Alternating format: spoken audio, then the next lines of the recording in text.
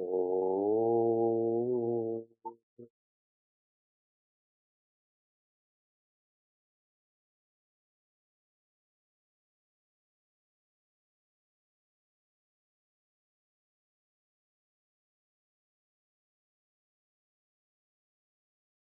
oh.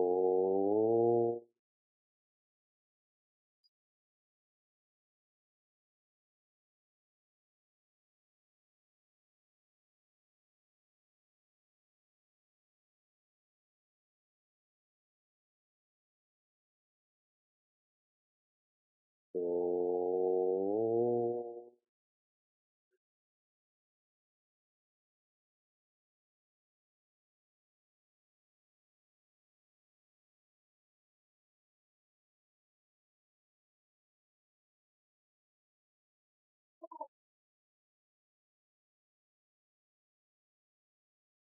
Welcome to Meaningful Moments.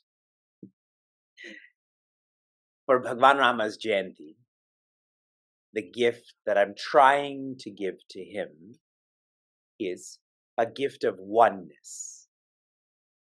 He lived by one thought, one word, one action. So the way that I'm trying to facilitate this is with one. For almost 2 weeks now, in the mornings at 5:30 a.m., I've been meeting with seekers, asking if they're happy, how their journey to happiness is flowing.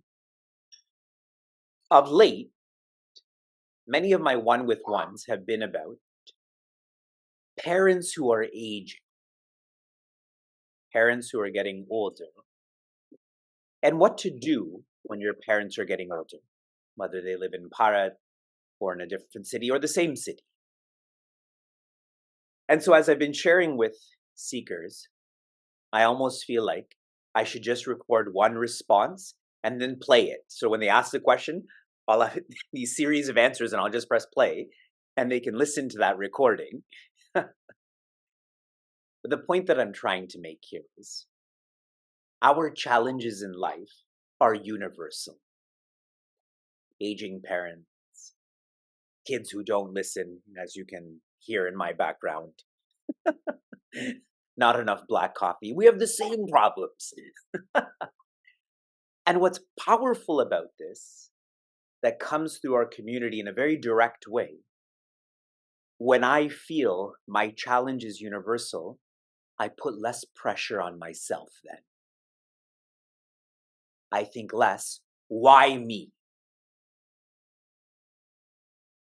I hope that all of you are nurturing the sentiment Pujaswami Tejomayananda had shared. A theist, one who believes, one who has faith, one who has trust, doesn't ask, why me? There are many seekers who confuse the vision of the Bhagavad Gita. They confuse this in their feeling that this is about karma rather than jnana.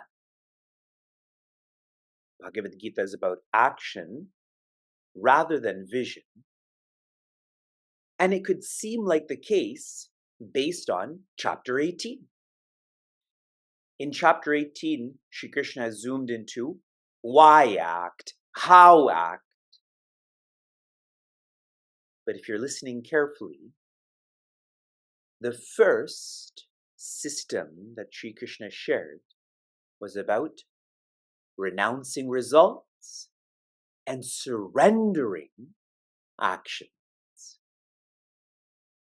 The Bhagavad Gita is about vision, not action. But naturally, if you change your action, you will be more visionary. If you're solid in your vision, your actions will be more rich.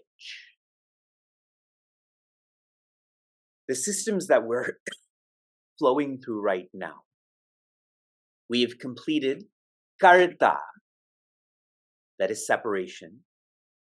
We have completed karana.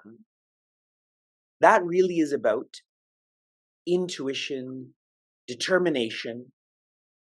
Now Shri Krishna is focusing on karma, but specifically the karma phala. The result, the fruit from the karana and karta.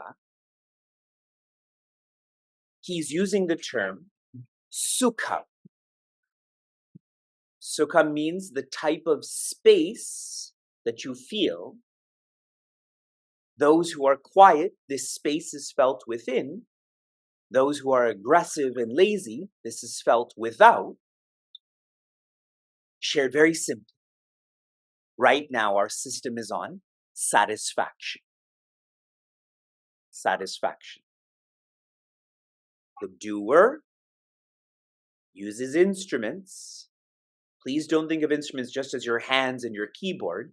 It is also your intuition, your determination. Those are also instruments. When the doer uses instruments, there is going to be a result. There is going to be a fruit. How do you feel about this?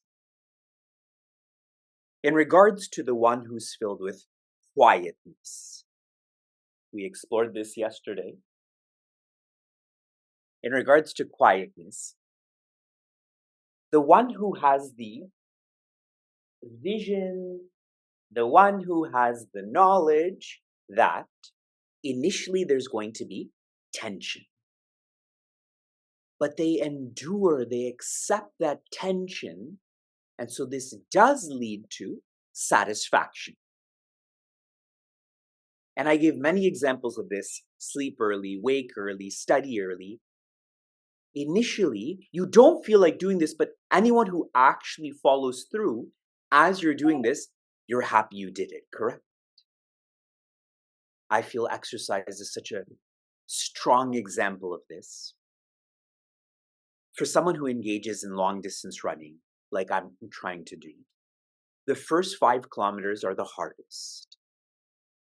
It's like I haven't found my rhythm, but if I can endure and accept those first 5 kilometers, the last 15 kilometers, they're easier. I felt the rhythm with my body, my mind, my intellect, and so on. Endure the tension. Accept the tension. This will lead to satisfaction. With this being very solid, now we can go into the lower parts of the system, that is Raja and Tama. I'm going to read to you what Pujya Swami Chinmayananda has written in terms of this transition.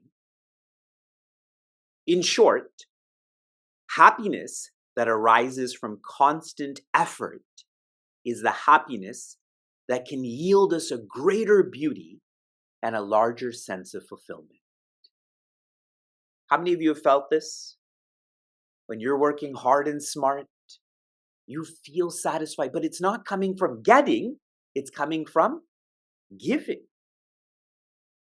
Comparatively, in contrast, the flimsy happiness that is gained through sense indulgence and sense gratification, the word is changed from satisfaction to gratification, is a joy that is fleeting.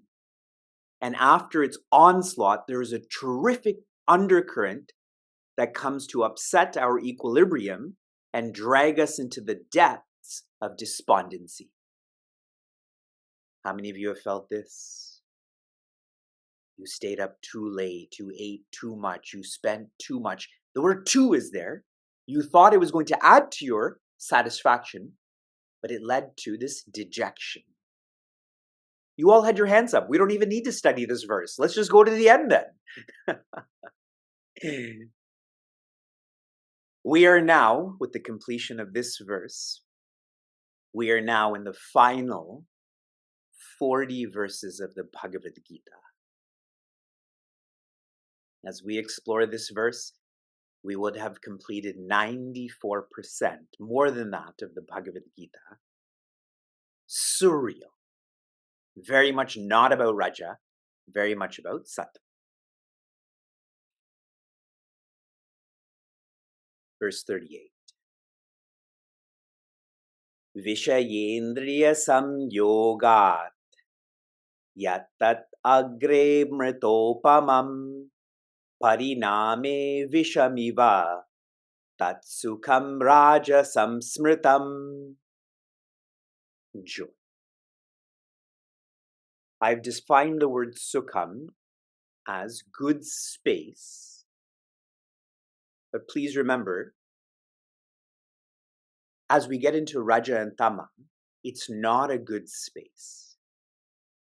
The word good can't be applied, so the more accurate word is satisfaction, the type of satisfaction. Where is this satisfaction coming from? So Shri Krishna shares, yogat, from the union or the interaction of indriya. Show me your indriya. Sense organs, my hands, my eyes, etc. with vishaya, that is sense objects. Sense objects like tea. Coffee is not a sense object. That's like air and water. But tea, that level of sense object, when the sense organs engage the sense object, Shri Krishna naturally is going to state that is a satisfaction that is more extrinsic and most powerfully, it is most temporary. Our sense organs are changing, correct? Today I briefly read that thus far in the hospital system in America, around 150 people have suffered permanent eye damage from looking at the eclipse. Remember I told you, don't overthink it and just enjoy in a safe way? Those people didn't attend Meaningful Mornings.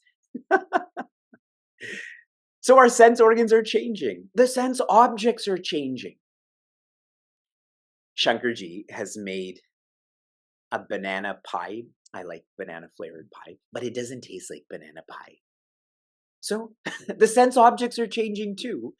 Now imagine how inconsistent the changing organs and the changing objects are and what they would result in.